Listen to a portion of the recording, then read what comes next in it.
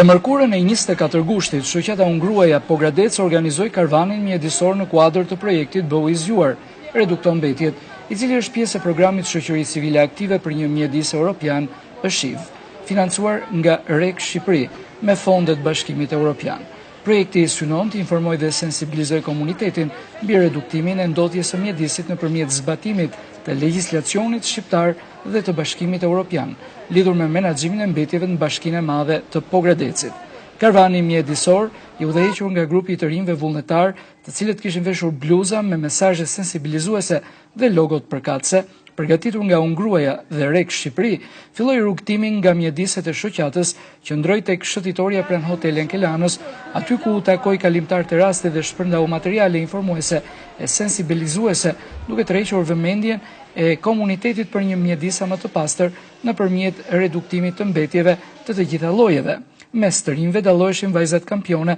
të beach volejit në Pogradec. Më pas, karvani mjedisor në thirrjen më pak mbetje të ngurta, plastike, letre, qelqi, ushqimore e të çdo lloji tjetër, vazhdoi rrugtimin përgjatë gjithë vijës së liçenit Lind Tushemisht. Ata takuan një numër të konsiderueshëm kalimtarësh, persona që ushtrojnë veprimtari biznesi, përfaqësues me ndikim në komunitet dhe shpërndan informacione në kuadër të reduktimit të mbetjeve. Gjithashtu ata shpërndan edhe një pyetësor të thjesht të përgatitur nga Ungruaja për të evidentuar problematikën më emergjente lidhur me menaxhimin e mbetjeve në zonat e tyre për të realizuar së më parë ndërhyrje emergjente me aksione konkrete.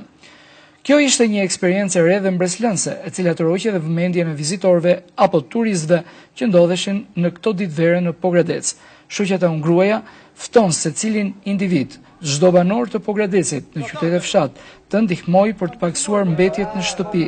në vendin e punës, rrugë e kudo, dhe të ndajë eksperiencat më të mira me shoqatën. Së bashku do të kontribojmë për mjedisin ku jetojmë, që ta kemi të pastër e të shëndetshëm për veten tonë, për fëmijët tanë, për vizitorët, për një qytet të zhvilluar turistik sipas standardeve europiane.